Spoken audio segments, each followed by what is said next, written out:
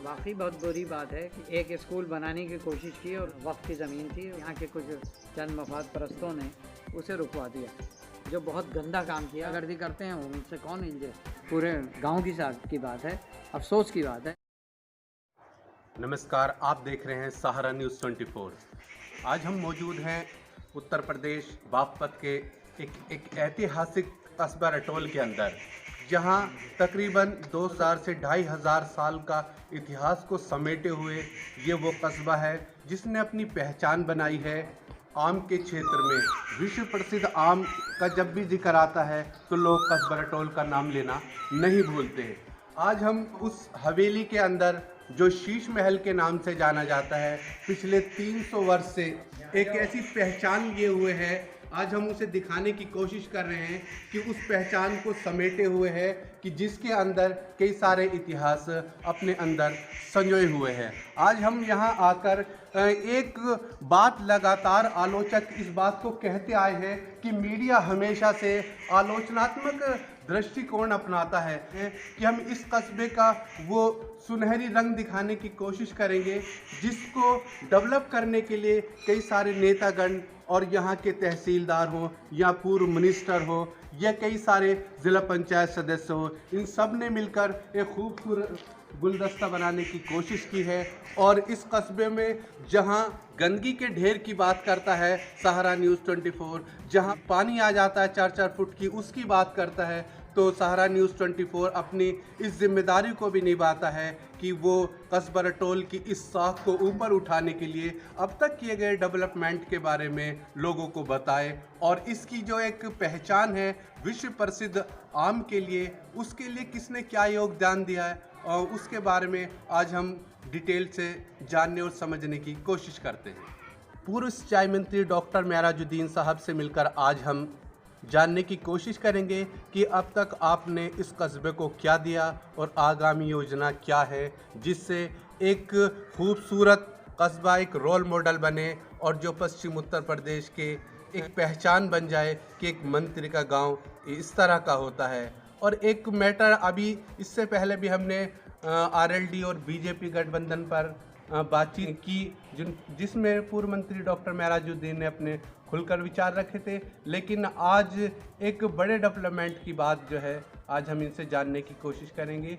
उनका जो फ़र्ज़ है वो अहले सियासत जाने, मेरा पैगाम मोहब्बत है जहाँ तक पहुँचा। ये आप जिस जगह बैठे हुए हैं शीश महल, यहाँ पूरे एक क्षेत्र की पंचायतें होती थी, अदालत लगती थी और बाकायदा डिप्टी हकीमुद्दीन साहब में जजमेंट देते थे और यहीं के यहीं मुकदमों का निपटारा हो जाता था। अच्छा जी, कोर्ट का सिलसिला चलता था, कोई ऐसा कोई किस्सा जिसके अंदर इंसाफ झलकता हो किसी मजलूम के लिए, कोई ऐसा किस्सा आप बताना चाहेंगे? कई किस्से हुए। एक बार ये हुआ कि उन्होंने सज़ा दी किसी को, जुर्माना किया और ख़ुद पैसे भर दिया करते थे अपने हाथ जेब से। दूसरा एक मशहूर किस्सा है जो लिखा है, किताब में छपा भी है, वो ये है कि एक फ़कीर आया कि मुझे बॉम्बे जाना है, मुझे 30 रुपये दे दीजिए। उनकी जेब में 30 रुपये ही थे और उन्होंने कहा भाई उस ज़माने में सन 50 से पहले की बात है, 30 तो बहुत बड़ी रकम हुआ करती थी। तो उन्होंने कहा भाई मेरे पास तो 30 ही हैं, रुको तुम बैठे रहो। फिर उन्होंने सोचा कि मैं डाकिया आया और कहना ये बिल्टी आपकी आई है और ये 50 रुपये की है, और इंग्लिश की किताबें हैं सब नावल से। वो उन्होंने मना कर दिया कि मैं नहीं ले सकता इस वक्त, तो मेरे पास 30 ही रुपये हैं। तो उन्होंने ये सोचा कि मेरा काम तो हो नहीं रहा, चलो इसे कह देते हैं आ जाएगा, फिर इसका काम हो रहा है 30 रुपये में, इसे दे देते हैं। उन्होंने वो 30 रुपये भी उस फ़कीर को दे दिए कि तेरा काम हो जाएगा, मेरा होगा हो नहीं। तो ये उन्होंने लिखा है अपने कशकोल में, उन्होंने लिखा कि मैंने 30 रुपये दिए। तो खचेड़ू सिंह जी हमारे यहाँ काम करते थे, घर के ही मेंबर थे एक तरह से, तो वो आए, कहने लगे ये हाजी जी 50 रुपये ये ले लीजिए। इनके ये क्या है कि इनके लगे कलम बिकी हैं, तो ना कोई सीज़न था ना कोई मौसम था, उसमें कलम में, तो उन्होंने कहा ऐसा है, पोस्टमैन को दिया और वो छुटा लो। तो उन्होंने कहा कि ये देखो ये बरकत होती है कि मैंने उस फ़कीर को 30 रुपए दे दिए और उसकी बरकत से ये हो गया। दूसरी चीज़ उन्होंने कहा कि 30 ही रुपये जेब में थे, तो हमारी नानी हम बहुत लड़ी उनसे कि आपके पास 30 ही रुपये थे, आप कुछ तो रोका कीजिए जेब में। उन्होंने कहा अरे और देगा अल्लाह, और दुआएं इनकी होंगी। और वो यही हुआ कि वो एक दो बार ये हुआ कि डिप्टी हकीमुद्दीन साहब ने ये मुझे सुनाया था, प्रमुख साहब ने, बेड़ापुर वाले हकीमुद्दीन साहब ने अदालत करते हुए यहाँ ये कह दिया कि अरे क्या ये सब गुजर चोरियाँ करते हैं, भैंसों की, गाय की, ये वो। तो किसी को बुरा लग गया कि आपने तो पूरी, खैर अदालत ख़त्म हुई तो सुबह को जो देखा तो उनके बहुत शानदार बैल थे, वो गायब हो गए। कुछ लोग समझ गए कि ये तो इन्होंने टिप्पणी की थी, इसकी वजह से ये किया गया।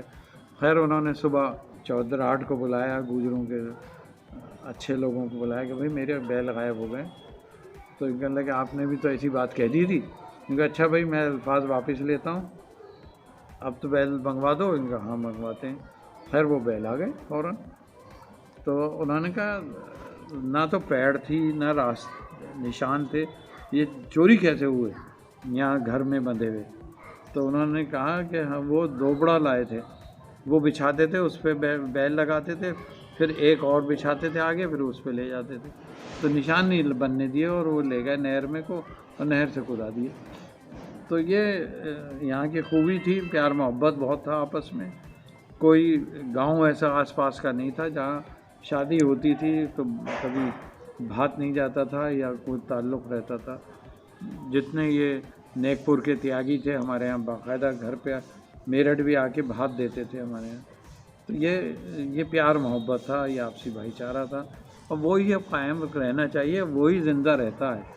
कैसे भी नफ़रतें पैदा आप कर लीजिए, आखिरकार रहना सबको साथ है, सबका खून एक है, खून का रंग एक है। तो लिहाजा ये रहते रहें कुछ भी, मगर सब एक से रहेंगे। अभी डॉक्टर मेराजुद्दीन ने इतिहास के पन्नों की तरफ जो मुड़े तो वहाँ किस तरह से एक पुराने वक्त में डिप्टी हकीमुद्दीन इंसाफ को किस तरह से करके दिखाया, ये आपने समझा। लेकिन अगर हमें उन कौम की बात होती है कि वहाँ तक जो अब इतिहास भूल जाता है अपना, वो कौम मिट जाती है। तो इतिहास को ये सजे हुए हैं और इतिहास को दोहराते भी हैं, और उससे सीख मिलती है कि जहाँ वो इंसाफ की बात करते थे वहीं शिक्षा पर भी बल दिया, जिसके बेस पर वो अदालत सजा पाए थे। तो अगर तालीम की बात आती है, अगर हम वर्तमान में लौटते हैं इतिहास से आगे निकल कर, तो यहाँ बहुत सारे काम हुए। यहाँ इंटर कॉलेज बना एक पुराने वक्त में, लेकिन आज वो कम नज़र आ रहा है, और जो क्षेत्र है बाकी वो इससे आगे बढ़ निकला है, उसमें आपकी ज़िम्मेदारी को कमज़ोर माना जा रहा है। ये तो वाकई बहुत बुरी बात है कि यहाँ स्कूल अब तक बहुत अच्छे हो जाने चाहिए थे। एक स्कूल बनाने की कोशिश की और उसमें बहुत बड़े लोग थे। जनरल ज़मीरुद्दीन शाह साहब ने इनिशिएटिव लिया था, डॉक्टर सिराज ने उनसे कह के और कह सुन के, ये ज़मीन वक्फ़ की ज़मीन थी क्योंकि गवर्नमेंट वक्फ़ में दे रही है, वो किया था। मगर यहाँ के कुछ चंद मफाद परस्तों ने उसे रुकवा दिया, जो बहुत गंदा काम किया, और ऊपर वाला भी इस सिलसिले में उन्हें कभी माफ़ नहीं करेगा। अच्छा, चंद मफाद परस्त लोग जो हैं वो तालीम के जो हिमायती हैं उन पर कैसे गालिब आए हुए हैं इस वक्त? वो बोलते नहीं हैं, वो साइलेंट मेजॉरिटी में रहते हैं। जो गुंडागर्दी करते हैं उनसे कौन इल्जे, ये बड़ी अफसोस की बात है। ये तो देखिए, वो स्कूल बनने जा रहा था कॉन्वेंट, यहाँ कितना रोज़गार मिलता बच्चों को, कितने लोग बच्चे पढ़ते, और उसके मफाद आज अलीगढ़ है या बनारस है, उसके बच्चे आज तक कहाँ पहुँच रहे हैं। तो ऐसा नहीं था। सेंट मैरी के बने अपोलो में हार्ट स्पेशलिस्ट कौन है? श्री किशन गुप्ता, डॉक्टर श्री किशन गुप्ता। कहाँ के पढ़े हुए हैं? सेंट मैरी के। तो लोग कहाँ से कहाँ पहुँचे हैं। नौशाद साहब हैं, चौधरी नौशाद अली, वो डीन फैकल्टी ऑफ कॉमर्स रहे हैं जामिया में। कहाँ के पढ़े हुए हैं? यहाँ के। अच्छा, ये एक स्कूल यहाँ ज़मीरुद्दीन शाह की पहल पर बनाया गया, फिर वो विवादों के घेरे में आ गया। तो आरोप और प्रत्यारोप का लगातार दौर चल रहा है। लेकिन इसमें जो पिस रहा है एक वो बच्चा जिसको हर रोज़ एक सज़ा के तरह से उसे खेखड़ा जाना होता है, उसे करीबी गांव एक चिरोड़ी है यहाँ जाना पड़ता है, तो इसके लिए आखिर आप जिम्मेदार किसे मानकर चलते हैं? यहाँ के नेताओं को, और वो लोग जो रोक रहे हैं उन्हें कोई समझाने वाला नहीं है क्या? जो अपने मफाद परस्त हैं, जिन्हें अपना दिखाई दे रहा है, वो वक्फ की ज़मीन है, वो किसी की हो ही नहीं सकती। उसका मालिक अल्लाह ही होता है। कोई भी वक्फ होगा उसका कोई मालिक नहीं होता। वो कहने लगे कि हम मालिक हैं इसके, तो आप मालिक कैसे, कौन हो सकता है? तो वो ज़बरदस्ती 50-40 लाख रुपए उसमें लग चुका, बिल्डिंग बन चुकी, उसके बाद भी वो रोक रहे हैं। तो अब रोक रहे हैं तो उसका क्या इलाज किया जाए? ये बड़े अफसोस की बात है, और कोई कहता नहीं उन्हें, तो कोई सुनता नहीं। उनका सामाजिक बहिष्कार होना चाहिए। और बल्कि बड़े बड़े नेता, उनके हाथ मीटिंग हुई, उसमें गए और भाषण दिए, बेहद अफसोस है। अच्छा चलिए, वो भाषण दे दिए, मीटिंग हुई, नहीं बन रहा वो, मगर उसका सवाब और अज़ाब किसे जा रहा होगा? उन नेताओं को भी जा रहा होगा और उन लोगों को भी जा रहा होगा। वैसे तो 5 वक्त की नमाज़ पढ़ेंगे, मगर मामलात इतने ख़राब, तो वो नमाज क्या कबूल होगी, ये बताइए? अल्लाह ने तो ये बताया ना कि आप, सबसे बड़ा मज़हब तो तालीम है। इक़रा का लफ्ज़ कुरान शरीफ में पहले आया है। ये कहा गया कि चीन भी जाना पड़े तो बच्चों को पढ़ाओ। अफसोस की बात है कि ये सोच नहीं है कि किसी सूरत में चल जाए। और सिराज साहब का इंतकाल भी हो गया इसी उसमें। उन्होंने रात दिन एक किया और लगवाया, 50-60 लाख रुपए लग चुका है, इतनी अच्छी बिल्डिंग बन चुकी है, और आज बनी खड़ी है, कल को गिर जाएगी वो, अगर यही हाल रहा। अच्छा, जैसे आप बताते हैं कि विद्युत विभाग क्षेत्र में हमने बिजली घर तामीर कराया, हमने इंडियन गैस एजेंसी अपने कस्बे को दी है, हमने पेट्रोल पंप दिया है, हर चीज़ में आपको सफलता मिलती चली गई, लेकिन आज जब तालीम की बात लेकर आते हैं तो आप कहीं अटक के खड़े हो जाते हैं। क्या आप इसे अपनी साख से जोड़ कर नहीं देखते? नहीं, साख क्या, ये तो पूरे गांव की साख। विश्व प्रसिद्ध आम कस्बा रटोल को जहां एक पहचान दे गया है, क्या वो पहचान के साथ साथ रोज़गार भी दे पाएगा कस्बा रटोल वासियों को? बहुत ज़रूरी है कि रोज़गार मिले। और अभी तक यहाँ आम की नेतागिरी तो बहुत होती है, मगर मुझे ताज्जुब है कि न ग्रेडिंग सेंटर है, न पैकिंग सिस्टम है, जो बहुत ज़रूरी है। और विचार गोष्ठियाँ तो होती हैं, यहाँ हुई थी पिछले दिनों भी। आम की नेतागिरी कौन करता है यहाँ? सभी लोग करते हैं जो आम से ताल्लुक़ रखते हैं, जो इस व्यवसाय से ताल्लुक़ रखते हैं, जिनके बागात हैं। मगर इसे शेप देने की ज़रूरत है, और शेप इस तरह दिया जाए ताकि रोज़गार से जोड़ा जाए। अचार, मुरब्बा, ये सब सप्लाई का एक सेंटर खुल जाए। इस तरह की बहुत सी जो रोज़गार दे सकते हैं। रटौल आम के अचार और इसे बहुत पसंद करते हैं लोग। तो मैं कह रहा हूँ सब लोगों से कि इंडस्ट्री यही डालो। अच्छा, आपने अचार, मुरब्बा, चटनी की बात की है, तो सैफ फाउंडेशन यहाँ पिछले 1979 से काम कर रहा है। उसने क्षेत्र में रटौल को क्या दिया? जो दिया सैफ फाउंडेशन ने दिया अब तक। टेलीफोन एक्सचेंज का मैंने बताया था, पुरानी बात हो गई। उसके बाद जब भी जो मौका मिलता है, मुझे तो मिलता है, मैं आंखें बंद करके रटौल का नाम लेता हूँ, या और गाँवों का लेता हूँ, रटौल का सबसे पहले लेता हूँ। और जो भी प्रोजेक्ट्स आते हैं उसमें सबसे पहले रटौल को लाते हैं। ट्यूबवेल्स की ज़रूरत पड़ी तो हमने सबसे बड़े ट्यूबवेल यहाँ दिए। नहर पक्की होने की बात आई तो मैंने नहर पक्की की। चौधरी अजीत सिंह जी ने मुझे कहा कि यहाँ गंगा जल ला दो, आप सिंचाई मंत्री हैं, तो गंगा जल आज मेरठ शहर को जो मिल रहा है वो उन्हीं के प्रपोज़ल किया था, और प्रपोज़ किया था लक्ष्मीकांत वाजपेयी ने, और उसके बाद लोगों ने उसे थ्रू किया। तो आज गंगा जल जो मिल रहा है वो हम लोगों के कारण हुआ।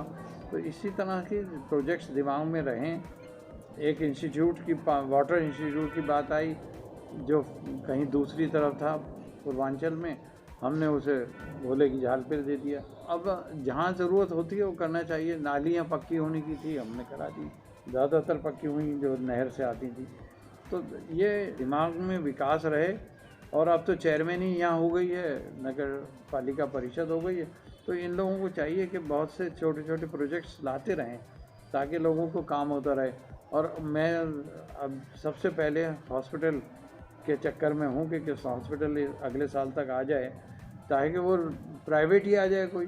कुछ लोग तैयार हुए हैं, एक मनोज गुप्ता यहीं रटौल के ही हैं, वो कह रहे हैं कि मैं करा दूंगा, मैं फाइनेंस में कर दूंगा, आप कराइए, लोन आप करा दीजिए तो मैं करा दूँगा। तो इस हॉस्पिटल की ज़रूरत बहुत ज़्यादा है, पशुओं के हॉस्पिटल की भी ज़रूरत है, और एक डेयरी प्रोजेक्ट ज़रूरी है यहाँ। अच्छा, पशुओं का तो हॉस्पिटल यहाँ बनाया गया है, लेकिन जो मौजूदा चेयरमैन है उनकी अनदेखी की वजह से आज वो वीरान पड़ा है। मौजूदा चेयरमैन का इसमें कोई कसूर नहीं है। ये government, central government, UP government का प्रोजेक्ट है। यूपी गवर्नमेंट को ही नेगलेक्ट कर रखी है हर जगह। डीएम से हम बात करेंगे, और आज ही मैं लिख के भेज रहा हूँ कि इसे यहाँ डॉक्टर बैठे बाकायदा रोज़ाना आके, जब ही चल पाता है कोई भी। और जब तक डॉक्टर नहीं होगा, कोई अपने जानवर लाएंगे ले जाएंगे। तो ये हर जगह ये हालत हो रही है, यहाँ ही नहीं रटौल में, हर जगह जितने पशु के हॉस्पिटल्स हैं वो ताले लग गए, क्योंकि ज़्यादातर डॉक्टर जो हैं वो प्राइवेट प्रैक्टिस में लग जाते हैं। तो अब ज़रूरत यही है कि मॉडर्न एजुकेशन में आगे बढ़ेंगे तो बच्चे आगे बढ़ेंगे तो आगे सोचेंगे भी, क्योंकि ज़मीनें कम रह गई हैं, बढ़ती चली जा रही हैं।